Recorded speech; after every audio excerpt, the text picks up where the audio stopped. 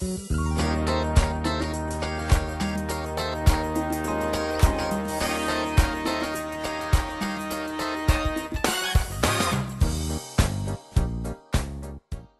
to the show 7.5 Minutes. I'm your host, Delaney Myung. And I'm Randy O'Reilly. And tonight we have been going around and talking for our segment on the Bethel University class with their new professor, Christina Cleveland. The class is Martin Luther King and Malcolm X, and the students have been learning a lot in this class. We are going around and just asking them what kind of things they've been learning and talking about throughout their semester. First thing to start off with is we've interviewed 4 students from our class. Let's take a look and see what they have to say. The biggest thing that I took away from this class was the definition of racism. Before the class, I thought that racism and discrimination were the same thing, but through this class I've learned that racism is only from a group that's in power to a group that's not in power. So before I thought that racism could be whites against blacks or anything else, but I also thought it could be another group against whites, like reverse racism. Yeah, but through this class I learned that it has to be a group of power, so reverse racism on whites is actually not a thing. Wow, thanks Melanie, that was super interesting and super insightful. I didn't know that that was the definition of racism. Did you know that? No. Oh. My biggest takeaway from this class was realizing that I didn't actually understand people of different culture and color than I as much as I thought I did. I thought that I could just relate how I feel on certain topics and how I respond to everyone else, and that's not the case. So that was definitely my biggest takeaway, understanding that I don't understand other people as well as I thought I did. So just making it a priority to work on that and work on being able to better understand other people. Thanks with that one, Kaylee. Oh, but that reminded me of inaccurate perceptions. Oh, inaccurate meta-perceptions? Yeah. Oh, that's the word. Okay. Yeah, you're kind of right, because do you know what that is? Yeah, but I don't know it now. Okay, don't worry, I'll tell you. Inaccurate meta-perceptions is what we think they think of us.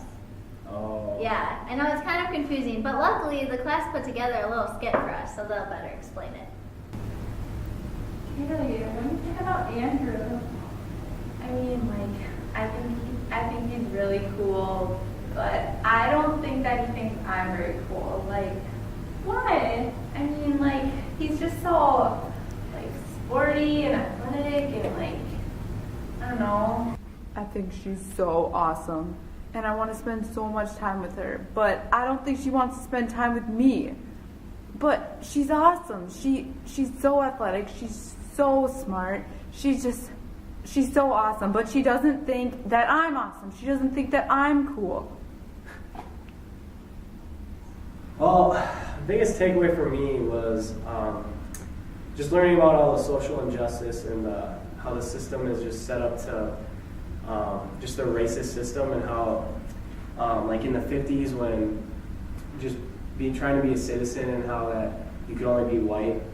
And I learned a lot with redlining and how that's just affected people today, where they're unable to, where a lot of people just have very low incomes and they have to live in very poor neighborhoods, and it's been really hard. And just where I live, it's just so I'm so privileged because I was benefiting from a racist system in my past. It has nothing to do with what I've done, and it's just where I am now, and I mean that's just a big part of what I've learned. So. Wow, Randy, that was super interesting. He talked about something, I think the term was redlining. I don't know what that is. Do you know? Yeah, it's a discriminatory practice by which banks, insurance companies refuse or limit loans, mortgages, or insurance within specific geographic locations, especially in inner city neighborhoods. Oh, yeah. Interesting.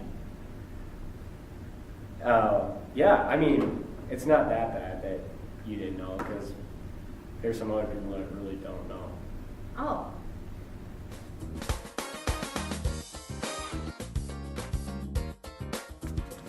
Oh, I didn't see you there. Oh, hey, how's it going? tell them what we're doing. Oh, well, right now we're just gonna go around and interview people, just see how much they know about racism and See if they can define things like redlining. define redlining. Redlining? Just give me a definition. Well, I'm in the journalism field, so when we talk about redlining, it's like editing. Okay. That's all I got. I don't know at all what red Okay. line is. So yeah, Okay. that's all I got. That's not an answer, but that's fine with me. It's when you're playing basketball and you go into the stands, and then there's a red line up there, and you trip. You trip over the red line. That didn't make any sense. No, it didn't. But thank you. So you know the red line on the highways? That's when you drive on it And too you're not- much, and the police pull you over for redlining. Is that what you think? Yeah, it's happening. Redlining. This might not be appropriate, but I think of the red light district in Amsterdam when you say that. So that's my definition. I don't know. That's it. You're right. No, you're not. All right. Redlining is when the government or the city split the city. It's like districts. They redlined off certain areas and made it like more expensive or less expensive. Places to live. Basically, making living in the inner city bad and only affordable to the African American community, and the suburbs a more desirable place to live. The biggest thing that I took away from this class is the difference between equality and equity. Equity was explained in the class by giving people the resources that they need in order to be at the equal level of everyone else, whereas equality was giving everyone the same resources and having them try to get to that level with the resources given. Oh, well, thank you for that wonderful interview. Just talking about equity and equality. Delaney, do you have anything to say about that? Yeah, you know, it kind of reminded me of an example. So say, like, you have $1 and I have $4 and something costs $5, like this apple. Oh. Okay, and we both really want to buy it. Yeah. If like, Emily gave us both $1, then you'd have $2 and I'd have $5. And that would be considered equality because we're getting the same amount, but only I can buy the apple because it's $5. You still couldn't. Does that make sense? Yeah, but then equity would be, no, just wait. This is why we like equity.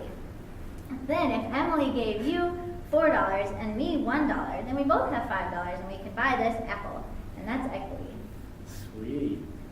Hey, thanks for joining us on 7.5 Minutes. Hope we'll see you next time. See you then.